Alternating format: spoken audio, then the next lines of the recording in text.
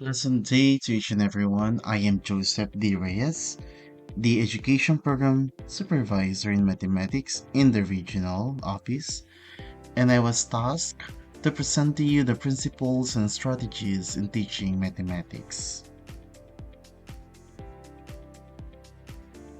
So let's talk about first the roles of mathematics in Philippine education. According to Pasqua, one of the roles of mathematics in Philippine education is to provide opportunities for individuals to develop skills and attitude needed for effective participation in everyday living and prepare them for further education in the world of work so that they make worthwhile contributions to the society at large. Ang mathematics ay may mahalagang tungkulin sa sistema ng edukasyon ng Pilipinas. Ayon kay Pasqua noong 1993, ang layunin ng mathematics ay magbigay ng pagkakataon sa mga individual na linangin ang mga kasanayan at saloobin na kailangan para sa epektibong pakikilahok sa pang-araw-araw na pamumuhay. Binibigyan din nito ng paghahanda ang mga mag-aaral para sa karagdagang edukasyon at sa mundo ng trabaho upang makapag-ambag sila ng makabuluhan sa lipunan. The Philippine Mathematics Basic Education Curriculum undergone several revisions over the years. In 1983, the new Elementary School Curriculum or NESC was implemented, followed by the new Secondary Education Curriculum, better known as the Secondary Education Development Program or SEDP curriculum, which was launched in 1988. After curricular reviews that began in 1995, the Department of Education, Culture, and Sports or DEX, now Department of Education, decided to adopt the Refined Basic Education Curriculum or RBEC in 2002. Ang curriculum ng mathematics sa basic education ng Pilipinas ay dumaan sa maraming revisyon sa nakaraang mga taon. Noong 1983, ipinatupad ang New Elementary School Curriculum or NESC. Sumunod naman dito ang New Secondary Education Curriculum na kilala bilang Secondary Education Development Program or SEDP curriculum noong 1988. Matapos ang mga pagsusuri sa curriculum na nagsimula noong 1995, nagpasya ang Department of Education, Culture, and Sport na ngayon ay kilala bilang Department of Education na i-adopt ang Refined Basic Education Curriculum or RBEC noong 2002. Mathematics, as we see it, has the following roles in Philippine education.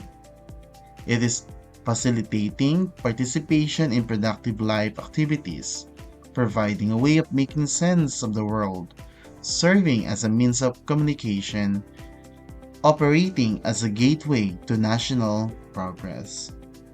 Batay sa pag-aaral, ang mathematics ay may apat na pangunahing papel sa edukasyon ng bawat Pilipino. Una, tumulong ito sa pagpapadali ng pakikilahok sa produktibong mga gawain sa buhay. Pangalawa, nagbibigay ito ng paraan upang maunawaan ang mundo. Pangatlo, gumagana ito bilang isang paraan ng komunikasyon. At pang-apat, nagsisilbi ito bilang pintuan tungo sa pambansang pag-unlad. Mathematics for facilitating participation in productive life activities. Everyone needs mathematics. All people have, one way or another, needed to apply some form of mathematical knowledge in dealing with their day-to-day activities. Ang bawat tao ay nangangailangan ng mathematics. Lahat ng tao ay sa isang paraan o iba pa kailangan ay gumamit ng ilang anyo ng kaalaman sa mathematics sa kanilang pang-araw-araw na gawain. Ang mathematics ay tumutulong sa atin na maging produktibo at matagumpay sa ating mga aktibidad sa buhay. Mula sa simpleng pagbibilang hanggang sa komplikadong mga desisyon na nauugnay sa pananalapi at mga pagpaplano. Mathematics as a way of making sense of the world. Mathematics provide us with ways of knowing. Mathematics provides students with these essential skills in reasoning, decision-making, and problem-solving to help them make sense of many aspects of our rapidly changing world.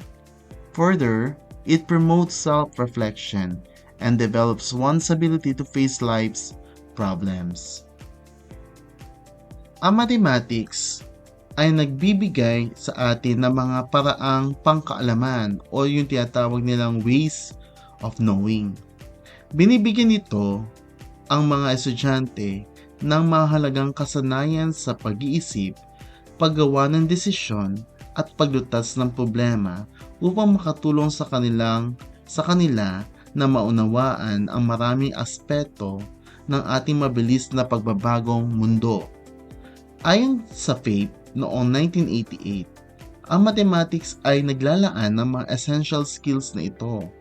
Dagdag pa rito, ayon kay Manuel noong 1979, ang mathematics ay nagtataguyod ng self-reflection at pinapaunlad ang kakayahan ng isang tao na harapin ang mga problema sa buhay.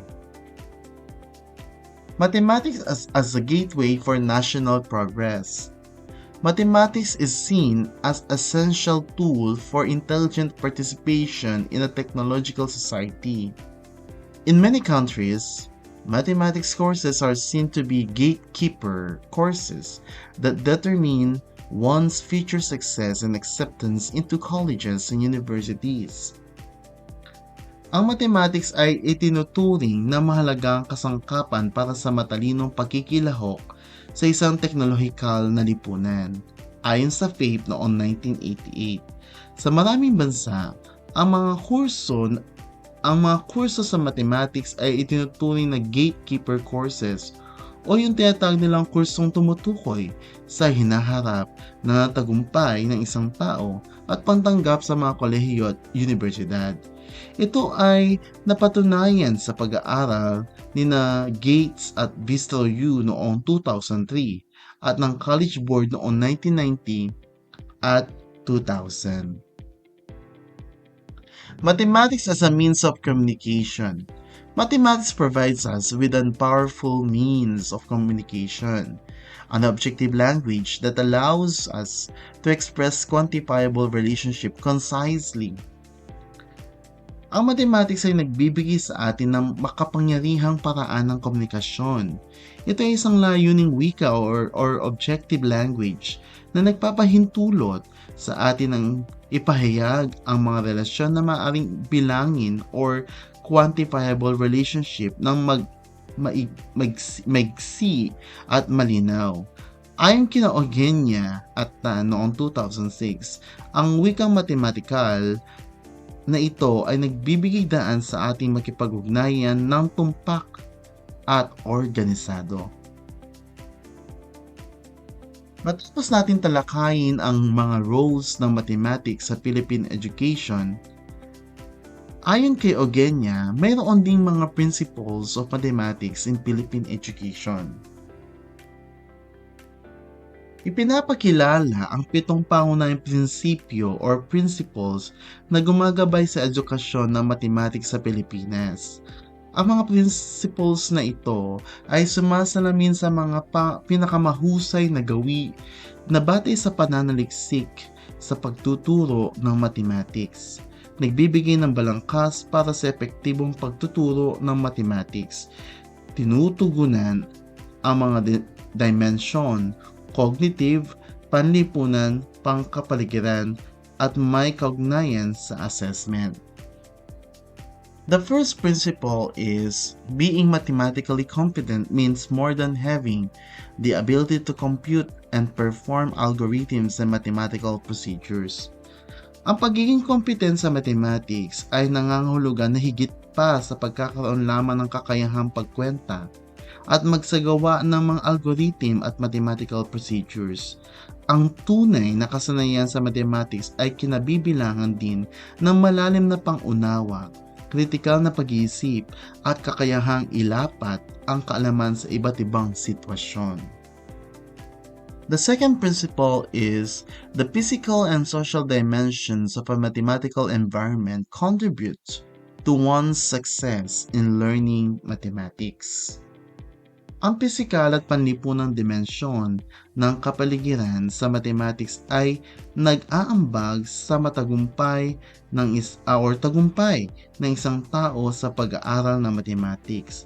Ang classroom environment, ang mga materyales na ginagamit at ang kultura ng pakikipagtulungan ay may malaking epekto sa kung paano natututo ang mga mag-aaral.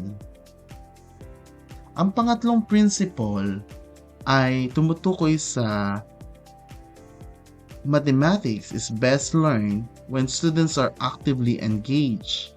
Ang mathematics ay pinakamahusay na natututunan kapag ang mga estudyante ay aktibong nakikibahagi. Hindi sapat ang pakikinig lamang. Kailangan ng mga estudyante na gumawa, mag-eksperimento, magtanong, at magipagtulungan upang tunay na maunawaan ang mga konsepto ng mathematics. Fourth principle, a deep understanding of mathematics requires a variety of tools for learning. Ang malalim na pangunawa sa mathematics ay nangangailangan ng iba't ibang kasangkapan para sa pagkatuto. Kabilang dito ang mga manipulative materials, technology, visual aids at iba pang teaching tools na tumutulong sa mga estudyante na maunawaan ang mga abstract na konsepto sa pamamagitan ng iba't ibang paraan. The fifth principle, assessment in mathematics must be valued for the sake of knowing what and how students learn or fail to learn mathematics. Ang assessment o pagtataya sa mathematics ay dapat pahalagahan para sa layunin ng pagkaalam kung ano at paano natuto o nabigong natuto ng mathematics ang mga estudyante. Ang assessment ay hindi lamang para sa pagbibigay ng marka, kundi sa mahalagang kasangkapan upang maunawaan ang proseso ng pagkatuto at gabayan ang pagtuturo. The sixth principle, students' attitudes and beliefs about mathematics affect their learning. Ang mga saloobin at paniniwala ng mga estudyante tungkol sa mathematics ay nakakaapekto sa kanilang pagkatuto. Kung ang isang estudyante ay naniniwala na mahirap ang mathematics o hindi kaya magaling sila dito, malamang na makakasama ito sa kanyang pagganap. Ang positibong attitude at paniniwala ay nakakatulong sa mas epektibong pagkatuto ng mga mag-aaral sa mathematics. And the last principle, mathematics learning needs the support of both parents and other community.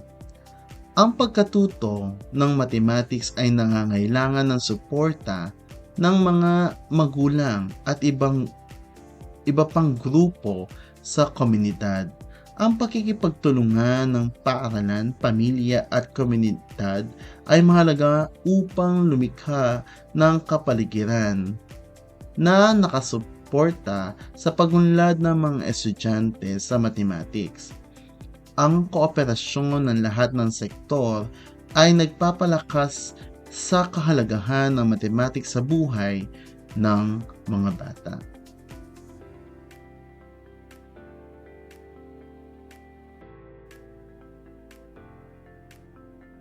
Sa puntong ito, tayo ay dumako na sa ating pangalawang topic, which is strategies in teaching mathematics. Nakatuon ang topic na ito sa iba't ibang estratehiya at pamamaraan sa pagtuturo ng mathematics. Nagbibigay ng gabay sa mga guro kung paano epektibong magturo ng mathematics.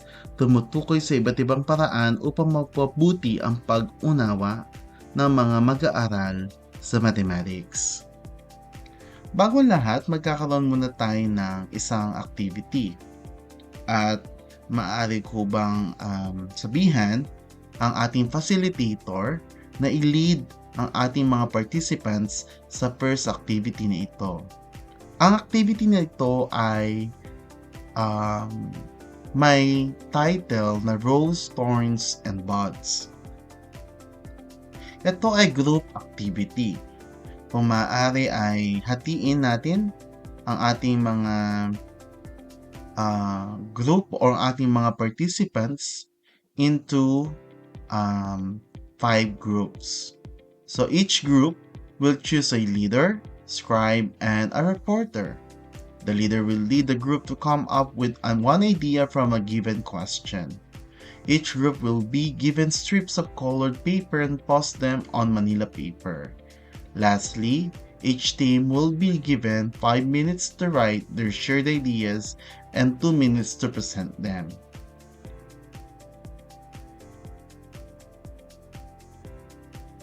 The first one is the rose.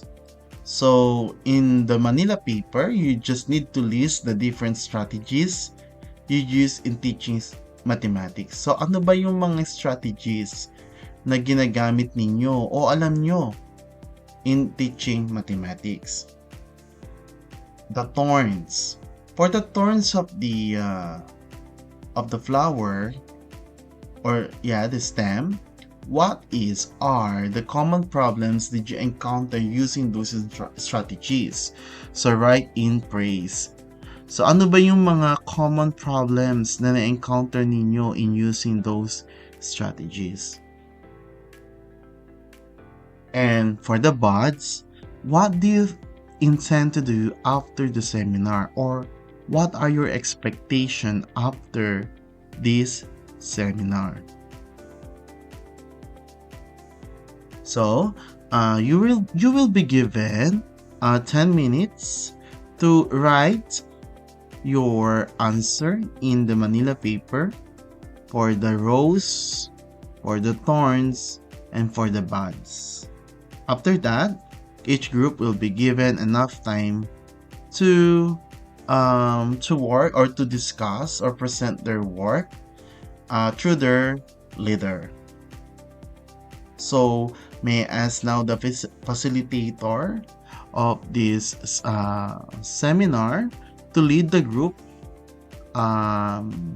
through the workshop or through the activity, and also in presenting them. You can post this video while you are working with your activity.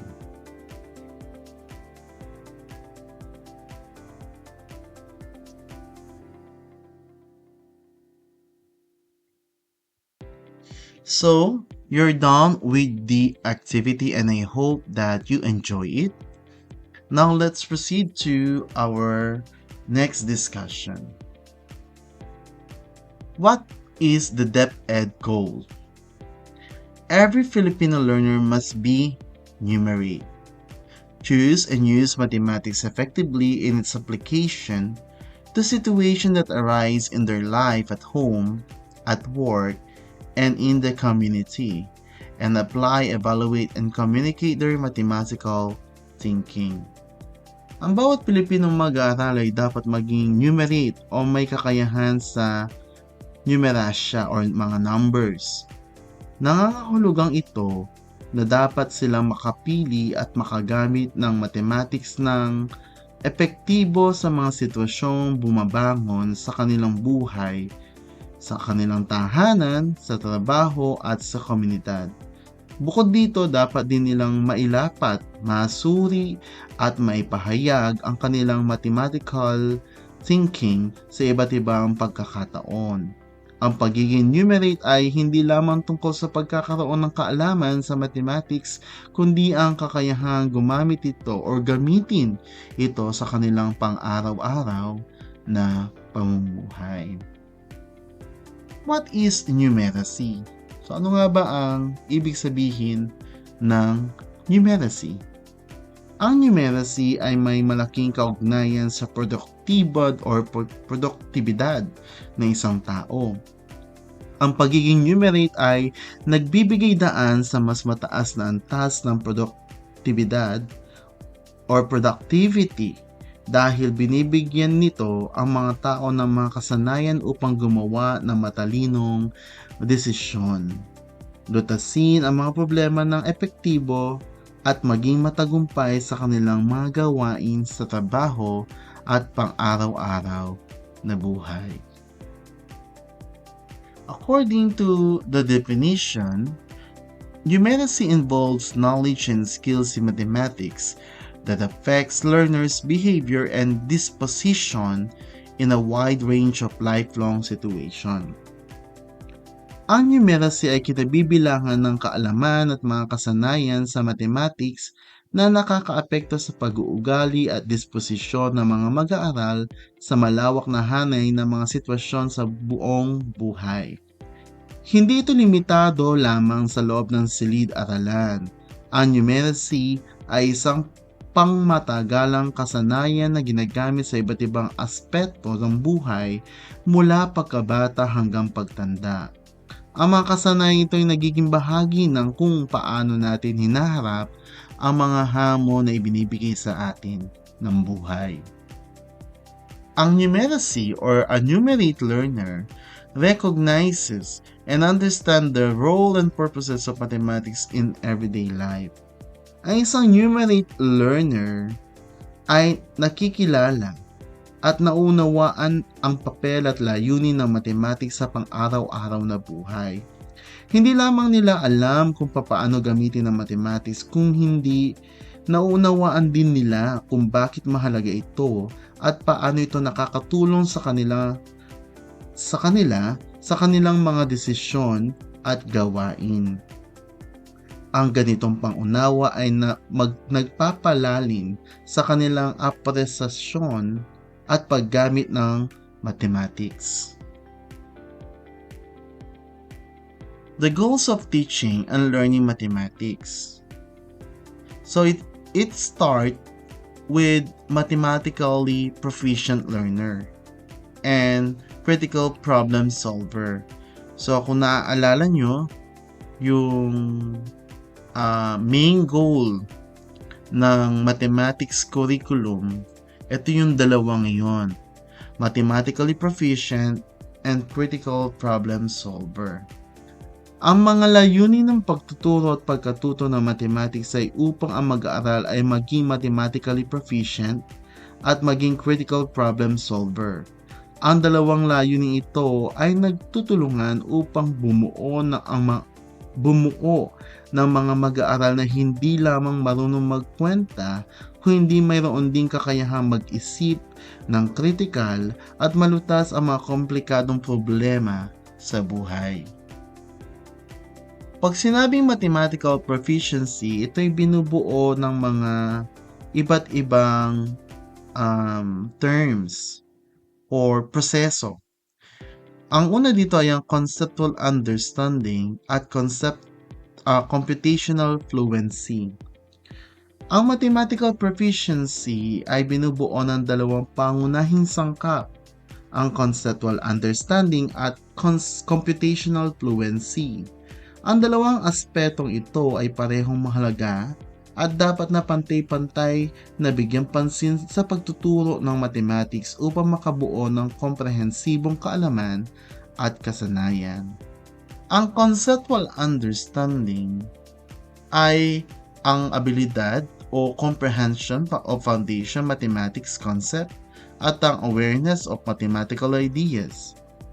Ang algorithm approach ay tumutukoy sa focusing lesson on procedure. Ang conceptual understanding ay tumutukoy sa pagkakaunawa ng mga pangunahing konsepto ng mathematics at kamalayan sa mga mathematical ideas. Ito ay higit pa sa simpleng pagkabisado ng mga formula at proseso. Ito ay sa malalim na pangunawa kung bakit gumagana ang mga konsepto at kung paano ito nauugnay sa isa't isa. Sa kabilang banda, Ang algorithmic approach ay nakatuon sa pagtuturo ng mga procedure na maaaring limitado kung ito lamang ang ginagamit. While pagdating sa computational fluency, it involves invent algorithms, interpret efficient algorithms, make good estimates, write numbers in different ways, and apply algorithm efficiently. Ang computational fluency ay kinabibilangan ng iba't ibang kasanayan. Kasama dito ang kakayahang mag-imbento ng mga algorithm o paraan ng paglutas, maintindihan ang mga epektibong algorithm, gumawa ng magagandang pagtatansya, pagsulat or magsulat ng iba't ibang numero sa iba't ibang paraan, at mailapat ang mga algorithm ng epektibo. Ang computational fluency ay nangangahulugan ng pagiging bilis at tumpak sa paggawa ng mga mathematical na operation, habang naunawaan pa rin ang konsepto sa likod ng mga ito. Problem solving. According to Polya, problem solving is finding a way out of difficulty, a way around an obstacle, attaining an aim which was not immediately attainable. It is a goal, process, or basic skill.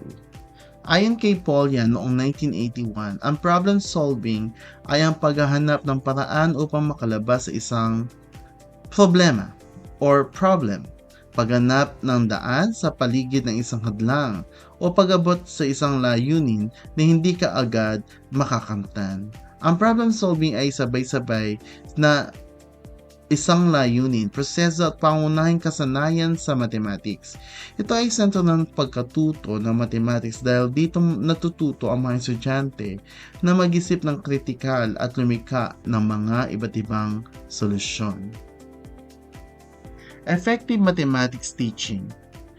Understanding what students know and need to learn. Challenging and supporting students to learn. Knowing and understanding mathematics students as learners, and pedagogical approaches, methods, strategies, and techniques. Ang epektibong pagtuturo ng mathematics ay kinabibilangan ng tatlong pangunahing aspect. Una, ang pag-unawa kung ano ang alam ng mga estudyante at ano ang kailangan nilang matutunan. Pangalawa, ang paghamon at pagsuporta sa mga estudyante upang matuto. At pangatlo, ang pagkakaroon ng kaalaman at pangunawa sa mathematics sa mga estudyante bilang mga mag-aaral at sa mga pedagogical approaches, methods, strategies, and techniques. Ang tatlong aspetong ito ay nagtutulungan upang lumikha ng epektibong kapaligiran sa pagkatuto. Approach versus method versus strategy versus technique. Ang teaching-learning process or sa teaching-learning process, mayroon tayong apat na antas ng pagpaplano at pagpapatupad. Ang approaches, methods, strategies at techniques. Ang bawat isa ay may kanya-kanyang papel at saklaw. Ang approaches ay ang pinakamalawak. Sumunod ang method, pagkatapos ay strategies, at ang pinaka-specific ay ang techniques. Mahalagang maunawaan ang pagkakaiba ng ito upang epektibo nating maibigay ang layunin natin ng pagkatuto sa ating mga mag-aaral. Ang teaching approach. Overall philosophy or framework that guides a teacher's instructional practices over an extended period of time.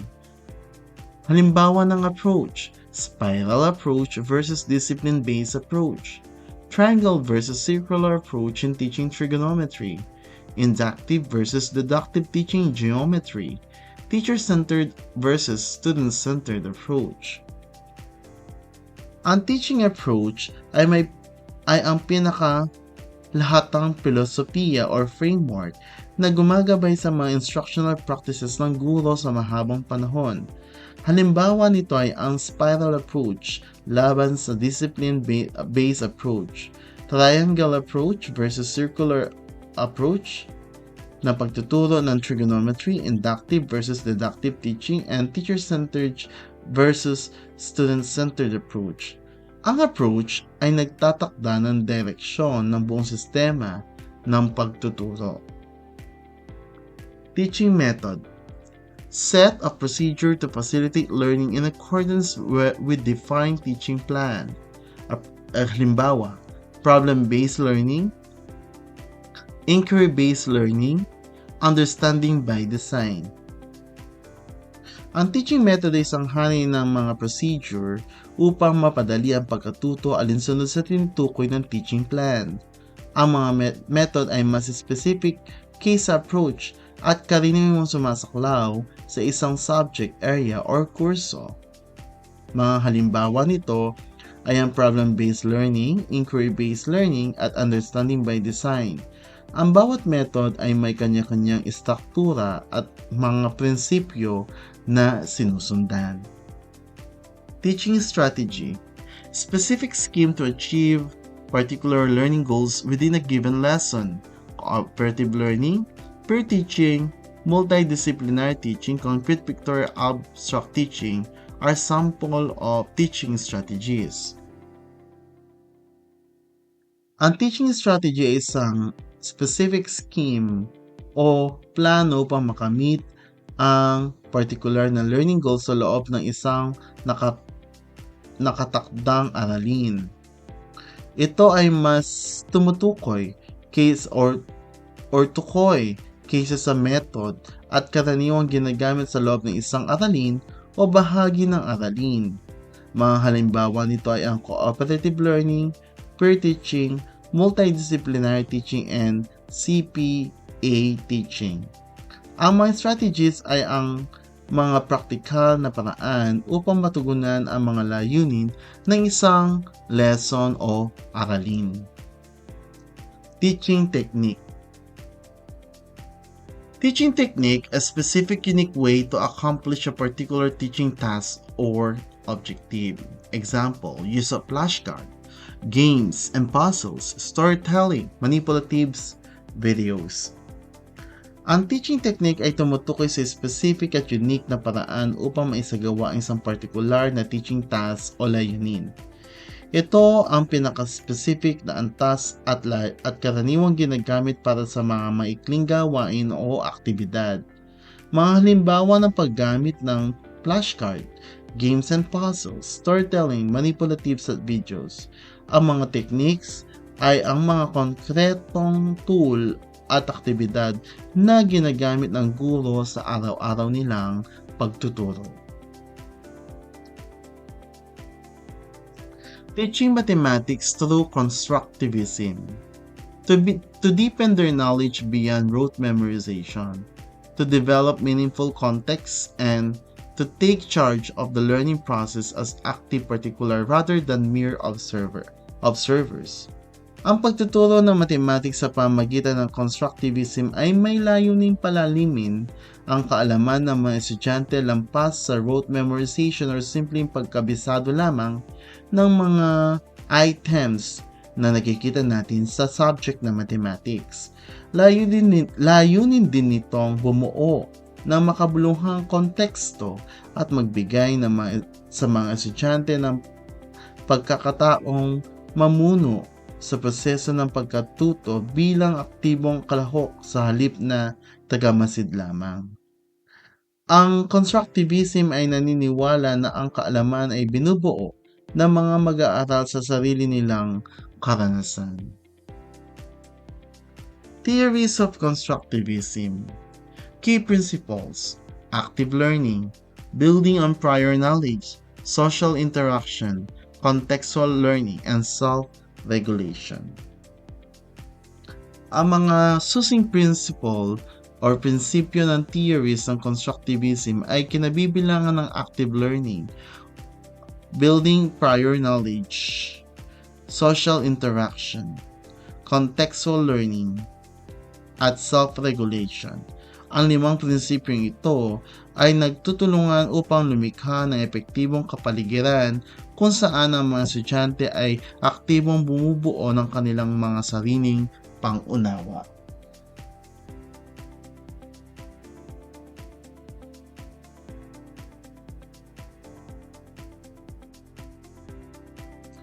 Ang susunod naman natin tatalakayin ay ang Theory of Cognitive Development. Jean Piaget, a Swiss psychologist, all knowledge is constructed and the instrument of instruction includes cognitive structures that themselves are product of continued construction. Si Jean Piaget, isang Swiss psychologist, ay nagpanukala ng Theory of Cognitive Development noong 1977. Ayon sa kanya, ang lahat ng kaalaman ay binubuo o constructed at ang instrumento ng pagtuturo ay kinabibilangan ng cognitive structures na sila ring produkto ng patuloy na construction. Ang theory ni Piaget ay nagpapaliwanag kung paano umuunlad ang pag-iisip ng mga bata sa iba't ibang yugto ng kanilang paglaki at kung paano nila binubuo ang kanilang pang-unawa sa mundo. On the other hand, we have the theory of cognitive development by Jerome Bruner, American educator and psychologist. Ang kanyang panukala ay ang conceptual learning na may tatlong factor: enactive, iconic, and symbolic. Si Jerome Bruner, isang American educator at psychologist, ay nagpanukala ng kanyang Theory of Cognitive Development noong 1966. Ang kanyang theory ay nakatuon sa conceptual learning at naglalarawan ng tatlong yugto ng representasyon: enactive o batay sa aksyon, iconic o batay sa imahe, at symbolic o batay sa simbolo. Ang tatlong yugtong ito ay nagpapakita kung paano umuunlad ang pag-unawa ng mga mag-aaral mula sa konkretong karanasan tungo sa abstract na pag-iisip. Dito rin nagmula ang salitang conceptual pictorial abstract method. Next in the line is the social development by Lev Vygotsky, a Russian psychologist. Ang kanyang panukala, zone of proximal development. Tasks a learner can accomplish without assistance. Tasks a learner can accomplish with assistance. And tasks a learner cannot accomplish with assistance. Si Lev Vygotsky, isang Russian psychologist, ay nagpanukala ng Theory of Social Development noong 1978. Ang kanyang konsepto ng zone of proximal development ay naglalarawan ng tatlong antas ng gawain: mga gawaing maisasagawa ng mag-aaral ng walang tulong, mga gawaing maisasagawa ng isang mag-aaral na may tulong, at ang gawaing hindi maisasagawa ng mag-aaral kahit na may tulong. Ang teoryang ito ay nagbibigay diin sa kahalagahan ng social interaction at guided learning sa pag-unlad ng kaalaman. We also have the theory of radical constructive learning. Si Ernst von Glaserfeld, isang European philosopher, ay nagpanukala ng theory of radical constructive learning noong 1987. Ayon sa kanya, ang kaalaman ay nakukuha sa functional level, aktibong binubuo ng cognizing individual, resulta ng self-organized cognitive process, at constructed sa halip na perceive lamang sa pamamagitan ng mga pandama.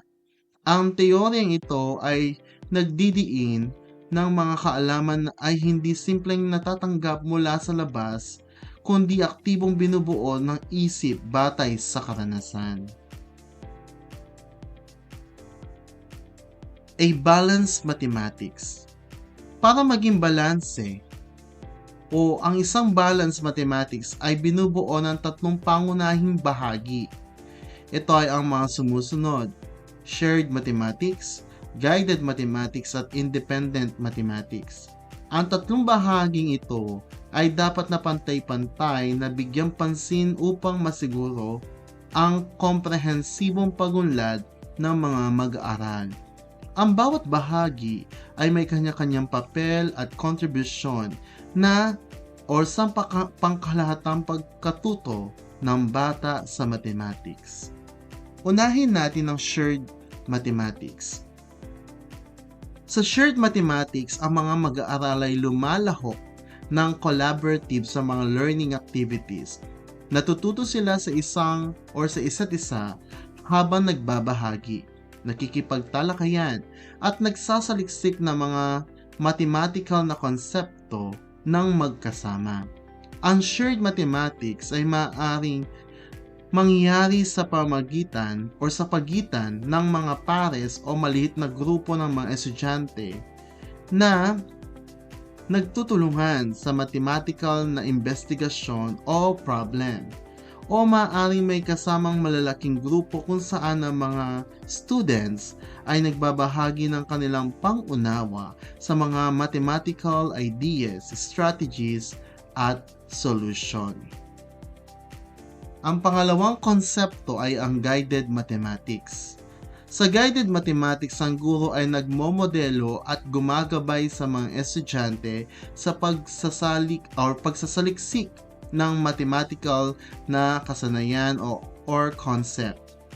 Ang mga estudyante ay nag-oobserba ng approach sa paglutas ng problema o pag-iimbestiga ng konsepto, nakikinig ng angkop sa mathematical na wika, nakikita ang guro na nakikibahagi sa mathematical activities, at lumalahok sa aktibidad habang ginagabayan sila ng guro sa concept. Ang guided mathematics ay nagbibigay ng structure at support sa pagkatuto ng bata sa mathematics. And finally, independent mathematics. Sa independent mathematics, sa mga estudyante ay nagtatrabaho ng nakapag-iisa upang magsaliksik ng mathematics na konsepto, magsanay ng kanyang kasanayan o ipahayag ang kanyang pangunawa sa concept o kasanayan.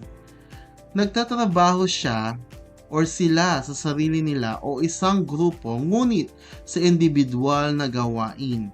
Mahalagang maging malay ang mga estudyante na maaari nilang hilingin ang tulong sa iba kapag kailangan nila ito.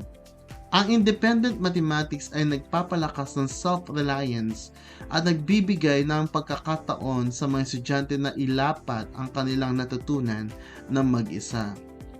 Ang tatlong nabanggit na mga bahagi tulad ng shared mathematics, guided mathematics, at independent mathematics ay mga konsepto para magkaroon ng balanced mathematics program. Dito nahango ang tinatawag nating explicit teaching na we do, I do, you do. Meron tayong mga iba't ibang uri ng method sa mathematics o mga paraan kung papaano ituro ng guro o kung papaano matututunan ng mag-aaral ang isang kaalaman, kaisipan o kasanayan sa mathematics. Tumutukoy ang sistematikong approach sa pagtuturo at ng iba't ibang uri ng methods na pwedeng gamitin ng depende sa layunin at pangangailangan ng isang lesson. Ang pagpili ng tamang method ay mahalaga sa tagumpay ng pagtuturo ng kasanayan sa mathematics. Ang CPA method or Complete Pictorial Abstract ay may mga iba't ibang bahagi. Sa preliminary activities, ang maaaring gawin ng isang guro ay ang mga sumusunod. Una, prerequisite concepts are reviewed and essential skills are drilled. Learning objectives are presented and explained. Problems or situations are posed. On the concrete stage, real objects or manipulatives are supplied to the learners. Clear instructions are provided to guide learners in understanding mathematical concepts. Learners discuss and create concepts and skills leading to the solution of the problem. In representation stage, learners represent and interpret learned concepts and skills through pictorial models of the real objects or manipulatives used such as 10 frames, number bonds, number lines, bar models or thinking blocks, etc. 2. Guide the learners to visualize the concept and skills and help them see the connection between mathematical concept and the real world. In the abstraction stage, direct the learner to the transition from the representational stage to abstraction.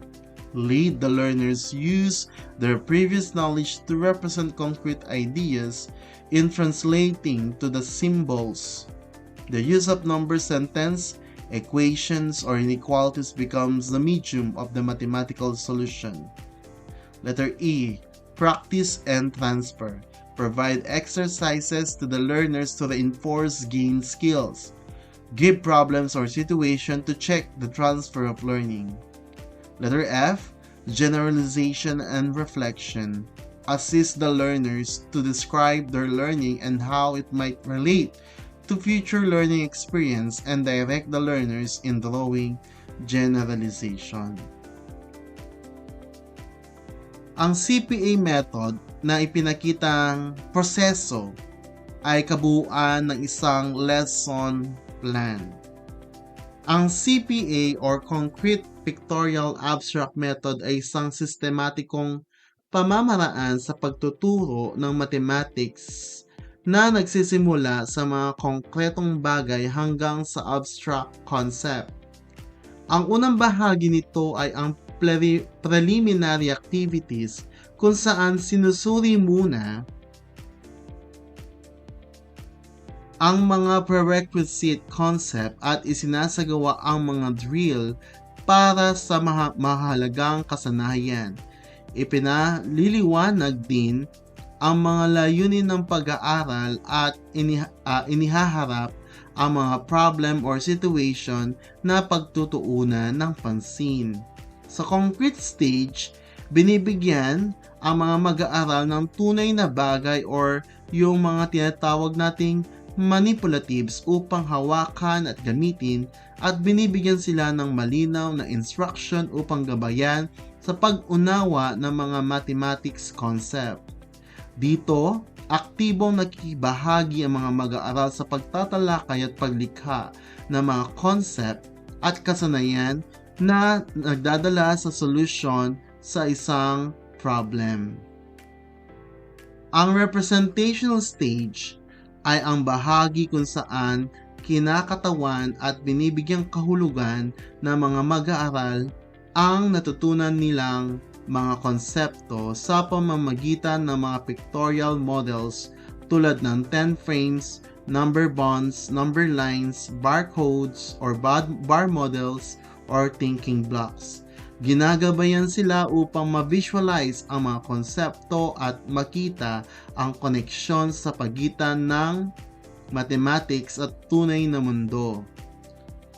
Sa abstraction stage, dinedirekta ang mga mag-aaral na lumipat mula sa representation stage patungo sa abstraction kung saan ginagamit nila ang kanilang nakaraang kaalaman upang isalin ang mga konsepto or konkretong idea sa mga symbol, equation at inequality.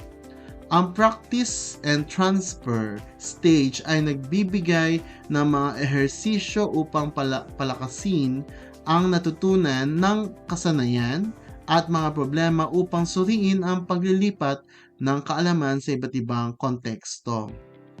At sa huli, ang generalization and reflection ay tumutulong sa mga mag-aaral na ilarawan ang kanilang pag-aaral at kung papaano ito maaaring maugnay sa hinaharap ng karanasan ng pag-aaral or ng mga mag-aaral. At ginagabayan sila sa paggawa ng pangkalahatang conclusion or generalization. Inquiry-based learning na may 5 proseso. Ito ay ang ask, investigate, create, discuss, and reflect. Ang inquiry-based learning ay isang pamamaraan na nakasentro sa pagtatanong at pagsisiyasat ng mga mag-aaral upang bumuo ng kaalaman. Sa introduction stage, kinukuha ang interes ng mga mag-aaral sa pamamagitan ng pagtatanong ng mga nakakaisip na katanungan, presentasyon sa real-world situation o ang pagpapakilala ng isang senaryo na magpupukaw ng kanilang atensyon o interes. Ginagamit din ang kanilang prior knowledge upang palakasin ang kanilang curiosity. Sa inquiry stage, inuutusan ng mga mag-aaral na magsimula ng proseso ng pagtatanong tungkol sa ibinigay na sitwasyon o problem o mga tanong. Pinapataas ang tsansa na magtanong ang mga mag-aaral sa pamamagitan ng paglilista ng mga katanungan or peer brainstorming. Pagkatapos, pinipili kung aling mga mahalagang tanong o problema ang isasaliksik na dapat nakahanay sa learning competency. Ang investigation stage ay nagsusulong ng kooperasyon at kolaborasyon sa pagpaplano at pagdedesisyon ng inquiry. Binibigyan sila ng gabay sa mga hakbang na gagawin, kasama ang proseso ng data gathering at mga resources na kinakailangan. Hinihikayat ang bawat mag-aaral na aktibong makilahok sa proseso ng investigasyon na maaaring masangkot ng eksperimento, library or online search, or problem exploration gamit ang critical thinking skills. Sinusubaybayan ng mabuti ang interpretasyon ng mga natuklasan at tinitiyak ang mathematical connection o mga pattern na natukoy o kahulugan na nabuo mula sa impormasyong nakalap. Binibigyan ng diin ang paggawa ng conjecture, conclusion, hypothesis, or generalization ng mahalagang hakbang ng inquiry. Sa interaction stage, sinusubukan ang hypothesis o generalization ng mga mag-aaral sa pamamagitan ng guided discussion. Pinapaunahan ang klase ng pagkomunika ng kanilang mga natuklasan at hinihikayat silang lumikha ng visual at verbal reports. Ang exercises and application ay nagbibigay ng mga kaugnay na skill exercises upang palakasin ang natutunan at mga problem upang may apply ang mga natutunan. Sa feedbacking and reflection, nagbibigay ng constructive feedback at hinihiling sa mga mag-aaral na mag-isip tungkol sa kanilang success at failures, strategies na ginamit at mga insight na nakuha at mga araling natutunan. Sa discovery learning naman, ito ay may dalawang uri: pure discovery learning and guided discovery learning. Sa pamamarang ito, ang mga mag-aaral mismo ang nagtutuklas ng kaalaman sa halip na direktang ibinibigay ng guro. Unang antas, setting up stage. Sinusuri ang prerequisite concept at isinasagawa ang drill exercises para sa mahalagang kasanayan upang hindi mahirapan ang mga mag-aaral. Ipinipresenta at ipinaliliwanag din ang mga layunin ng pag-aaral. Sa prompting stage, sinisimulan ang proseso ng pagtuklas sa pamamagitan ng pagtatanong ng problem or mathematical questions. Sinusubukan ang pangunawa ng mga mag-aaral na iniharap sa problem or situation upang masiguro na handa na silang magsimula sa pagtuklas.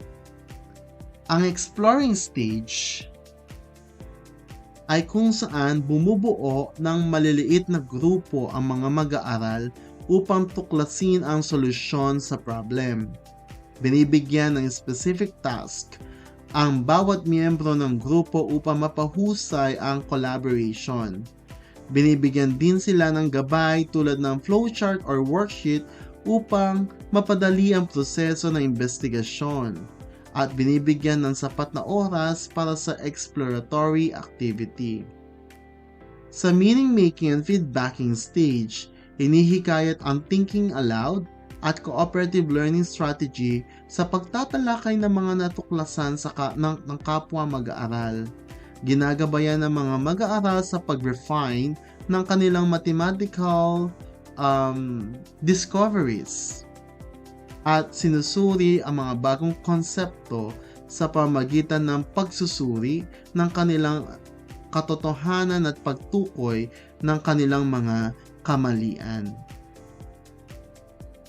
Transferring, reinforcement, and reflecting stage ay nagbibigay ng guided activities na hahamon sa kanila na ilapat or ilipat ang natutunan sa iba't ibang konteksto. Pinapag-usap sila kung paano magagamit ang kanilang mga natuklasan sa hinaharap. Nagbibigay din ng guided activities upang palakasin ang mga natuklasan at hinihikayat ang mga mag-aaral na ilarawan ang kanilang bagong natutunan, kung paano naganap ang pagtuklas, ang kanilang mga hamon, at kung paano ito nalampasan. Problem-based learning. Ang problem-based learning ay isang pamamaraan kung saan nagsisimula ang pag-aaral sa pagpresenta ng isang tunay na problem na kailangan lutasin ng mga mag-aaral.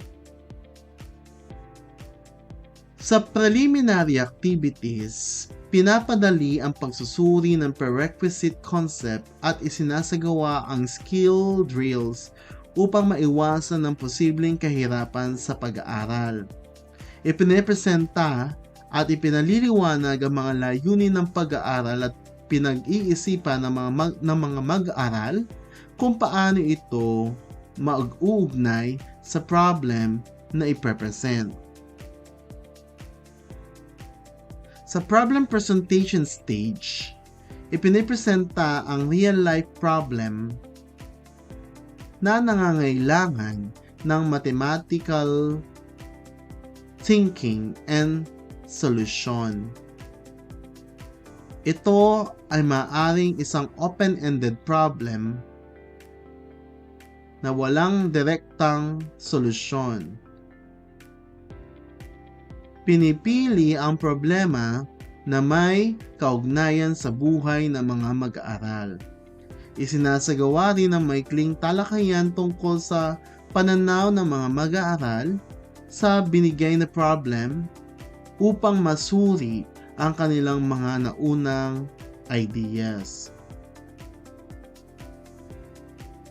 Ang analysis and synthesis stage ay kung saan pagkatapos maghati ng mga grupo, ginagabayan ng guro ang mga mag-aaral sa pagbabahagi ng komplikadong konsepto sa mga bahagi nito, pag-unawa sa kanilang mga relation at pagkatapos ay pagsasama ng kanilang pangunawa upang makabuo ng iminumungkahing solusyon sa problema. Kumbaga, ito ay tila from its word, analysis and synthesis. Hinihikayat ang paggalang sa pakikitungo sa pagkakaiba ng mga pananaw at binubuo ang flexibility sa pagtanggap ng tamang mga idea. Sa learner exploration, maingat na sinusubaybayan ang grupo or group discussion at cooperative learning. Pinapaalala sa mga mag-aaral na maging aktibong kalahok sa kanilang pag-aaral at maging responsible sa pagtuklas ng problem at pagbuo ng solusyon. Hinihikayat silang magtanong at tuklasin ang problema at ginagabayan sa paggawa ng mga inference, conjecture, or generalization. Ang presentation and class discussion stage ay binubuo or sinusubukan ang mga conjecture na ginawa sa panahon ng exploration. Binibigyan ng sapat na oras para sa intellectual communication at talakayan sa pagitan ng mga mag-aaral. Ang guro ay kumikilos bilang facilitator ng pag-aaral at nagbibigay ng guidance sa scaffolding kung kinakailangan sa pamamagitan ng pagtatanong, pag-aalok ng mga hints o pagpapadali ng talakayan. Sa consolidation and practice, pinapaunawa ang klase sa pagbubuod ng konsepto at kasanayan natutuhayan o natututuhan at nagbibigay ng firming up exercises. Sa reflection stage, nakatuon sa metacognition, binibigyan diin kung paano natutunan ang mga aralin, anong mga hamon ang nakaharap, kung paano ito tinugunan, anong mga values ang kasangkot, at anong mga takeaways ang nakuha. Sa explicit instruction, ay direktang pamamaraan ng pagtuturo kung saan malinaw at sistematiko ang pagpapakita ng guro ng mga konsepto at kasanayan. Ito'y binubuo ng I do, we do, and you do. Sa preliminary activities, sinusuri ang prerequisite concepts at isinasagawa ang skill drills upang maiwasan ang posibleng kahirapan sa pag-aaral. Ipinipresenta at pinapaliwanag din ang mga layunin ng pag-aaral upang alam ng mga mag-aaral kung ano ang kanilang matututunan. Ang clear modeling o I do stage ay kung saan ipinipresenta ng guro ang bagong konsepto sa pamamagitan ng lohikal na nakaayon sa proseso o gabay na tanong. Ipinapakita ng guro kung paano magtrabaho sa mga illustrative examples upang makita ng mga mag-aaral ang tamang paraan ng paglutas ng mga tanong. Sa providing multiple examples or we do stage, ginagabayan ng guro ang mga mag-aaral sa paglutas ng parallel exercises. Nagbibigay ng guided cooperation learning or cooperative learning activities gamit ang parallel exercises at patuloy na isinusuri ang kanilang pangunawa upang masiguro na sumusunod sila at naunawaan ang proseso. Ang assessing understanding or you do stage ay kung saan nagpepresenta ng reinforcement exercises bilang individual sa pagsasanay. Inihikayat ang mga mag-aaral na mag-think aloud sa pamamagitan ng pagbibigay ng salita sa kanilang pag-iisip habang naglulutas. Tinatawag ang mga voluntaryo upang magbuod ng mga napag-aralan upang masuri kung nauunawaan na nila ang aralin. Sa feedbacking and reflecting stage, nagbibigay ng agarang corrective feedback upang maayos kaagad ang mga mali.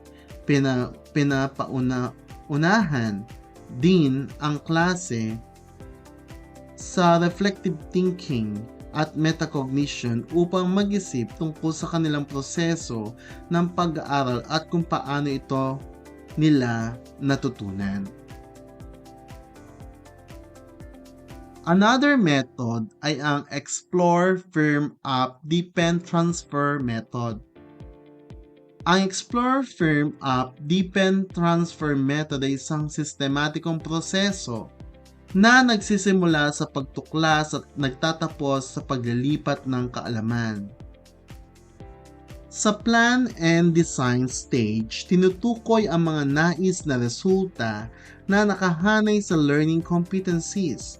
Ang mga resultang ito ay dapat ipahayag sa mga mag-aaral upang alam nila ang kanilang mga layunin. Tinitiyak din na sinusuri at dinidrill ang prerequisite lesson at ina-unlock ang mahalagang kaalaman.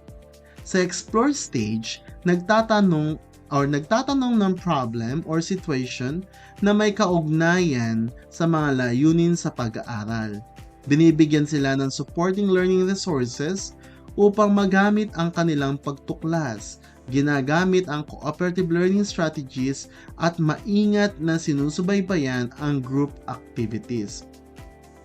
Pinapaununahan ang mga mag-aaral sa pagtatalakay ng kanilang mga natuklasan at nagbibigay ng scaffolds or gabay na tanong habang gumagawa sila ng conjecture or generalization. Ang firm up stage ay tumutulong sa mga mag-aaral na gumawa ng mga koneksyon sa pamamagitan ng pagtatanong sa kanila na ipaliwanag ang kanilang mga solusyon at pag-iisip, magkomento sa solusyon ng iba at tukuyin ang mga solusyong gumagamit ng parehong konsepto, pag-iisip at representasyon. Nagbibigay din ng karagdagang parallel problems or skill drills upang palakasin ang natutunan ng mga concept or kasanayan. Ang deepen stage, pinapagsama-sama ang mga idea at pinapadali ang construction ng mga bagong konsepto or kahulugan ng mga mag-aaral. Ikinukonekta ang mga ito sa nakaraang natutunan at tinutulungan silang makahanap ng bagong representasyon ng bawat idea. Pinatataas din ng ang kanilang pangunawa sa mga konsepto at kasanayan sa pamamagitan ng pagbibigay ng mga komplikadong aplikasyon.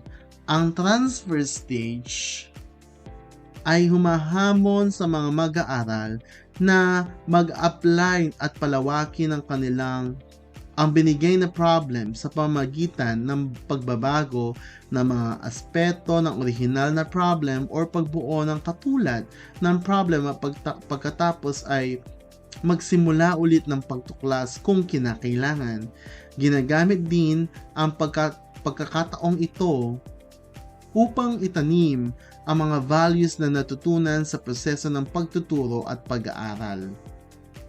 Ang check of understanding stage ay ang pagtuturo or nagbibigay ng engaging activities sa pagbubuod ng aralin, reinforcement exercises, at iba't ibang formative at summative assessment upang masuri ang pangunawa at pagkatuto ng mga mag-aaral. Another method is the inductive method, from specific to general. Ang inductive method ay isang pamamaraan ng pagtuturo na nagsisimula sa mga partikular na halimbawa tungo sa pangkahalatang prinsipyo o konsepto. Sa preparing the inductive process, sinusuri ang prerequisite concept at maaring masagawa ang drill. Ipinapahayag din ang mga layunin ng pag-aaral upang alam ng mga mag-aaral kung saan sila patungo. Sa observing specific stage naman, nagpo-post ng illustrative example at inuutusan ng mga mag-aaral na maghanap ng patterns at relationship. Sinasabi sa kanila na mag-analyze, mag-compare, tukuyin ang mga trends, pagkakatulad at patterns sa mga halimbawa. Mahalagang mabuti ang kanilang obserbasyon upang makagawa ng tamang hypothesis. Ang hypothesizing observe example stage ay kung saan sa mas maliit na grupo, pinapaunahan ang mga mag-aaral sa pamumungkahi ng preliminary hypothesis batay sa kanilang mga obserbasyon. Inuutusan silang ibahagi ang kanilang mga insights sa klase. Binubuo ang kanilang kumpiyansa sa pamamagitan ng pagsisiguro sa kanila na walang maling hypothesis at lahat ng idea nila ay mahalaga. Sa generalizing concept stage, ina-activate ang whole-class discussion upang makabuo ng isang pangkahalatang hypothesis. Inuutosan silang subukan ito gamit ang iba't ibang halimbawa. Kung maraming hypothesis ang nabuo, nagbibigay ng counterexamples upang subukan ang mga hypothesis. Pinapaunahan ang klase sa pag-formalize ng hypothesis tungo sa isang rule or prinsipyo. Tinutulungan ng klase sa pagpapatibay ng rule sa pamamagitan ng pagbibigay ng suporta at karagdagang impormasyon sa paksa. Sa reflecting and applying learning stage, hinihikayat ang mga mag-aaral na mag-isip tungo sa kanilang pag-aaral at mag-reflect sa proseso. Nagbibigay ng mga aktibidad na humahantong sa application ng rule or concept sa iba't ibang konteksto upang makita nila ang praktikal na gamit ng kanilang natuklasan. Kung may inductive tayo, meron naman tayong deductive method. Ang deductive method ay kabaliktaran ng inductive method, kung saan nagsisimula sa pangkalahatang prinsipyo or rule tungo sa particular na aplikasyon. Sa preparing and the deductive process, pinapadali ang pagsusuri ng prerequisite concept para sa walang putol na transition ng pag-aaral at maaaring masagawa ang drills.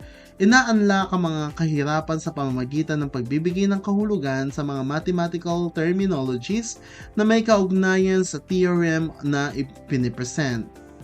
Ipinapahayag din ang mga layunin ng pag-aaral kasama ang mga mag-aaral upang alam nila kung ano ang inaasahang matutunan. Sa presenting mathematical principle stage, ipinipresenta ang theorem sa anyo ng rule or formula na pag-aaralan sa buong klase. Malinaw at detalyado ang pagpipresenta upang maunawaan ito ng mga mag-aaral. Sinusuri rin ang pangunawa ng mga mag-aaral tungkol sa ipinipresentang prinsipyo or principle sa pamamagitan ng pagtatanong o pagbibigay ng simpleng halimbawa.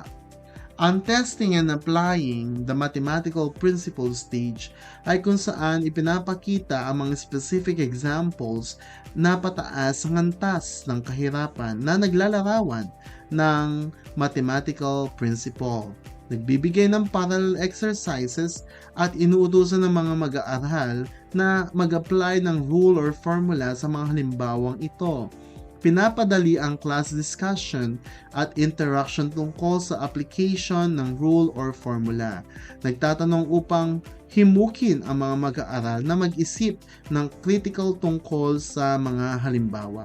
Tinutugunan din ang anumang mga tanong o alalahanin na itinataas ng mga mag-aaral sa panahon ng talakayan upang maisiguro or masigurado na malinaw ang lahat. Sa reflecting and applying learning stage, inihiling sa mga mag-aaral na mag-isip tungkol sa mga tagumpay at kabiguan na nakaharap nila, mga estudyante or estratehiyang ginamit, mga insight na nakuha at mga araling natutunan. Ang pagbibigay ng mga aktibidad na humahantong sa aplikasyon ng rule or konsepto sa iba't ibang konteksto upang makita ang versatility ng principle ay isang mahalagang aktibidad. Panghuli ay ang engineering design process. Ang engineering design process ay isang sistematikong pamamaraan na ginagamit ng mga inhinyero or engineer at maaari ring gamitin sa pagtuturo ng mathematics upang lutasin ang mga problem sa pamamagitan ng disenyo o inobasyon. Bagamat hindi detalyado ito sa mga dokumento na nakabigay, karaniwan ang prosesong ito ay nagsasangkot ng mga sumusunod na hakbang: pagtukoy ng problema or defining the problem, pagsagawa ng research upang maunawa ng konsepto, pagbuo ng mga posibleng solusyon or disenyo, pagpili ng pinakamahusay na solusyon, paglikha ng prototype or modelo, pagsubok at pagsusuri ng disenyo, at pagpapabuti batay sa resulta ng pagsubok. Sa konsepto ng pagtuturo ng mathematics, maaaring gamitin ang prosesong ito upang hikayatin ang mga mag-aaral na gumamit ng mathematical thinking at kasanayan sa paglutas ng tunay na problema sa pamamagitan ng creative and systematic way. Sa pamamarang ito ay nagsusulong ito ng critical thinking, problem-solving skill, collaboration, and creativity na lahat ay mahalagang kasanayan hindi lamang sa mathematics kundi sa lahat ng larangan sa buhay. Sa paggamit ng engineering design process sa silid-aralan, ito ay nagbibigay sa mga mag-aaral ng praktikal na karanasan kung paano ang mathematics ay ginagamit sa tunay na mundo upang solusyonan ang mga hamon at lumikha ng mga inobasyon. So, yun lamang po ang aking presentation tungkol sa mga principles at mga strategies sa pagtuturo ng mathematics sa ating silid-aralan. Nawa ay natuto po ang lahat at nag-enjoy kahit papaano dito sa ating discussion. At muli, maraming salamat po sa inyong lahat.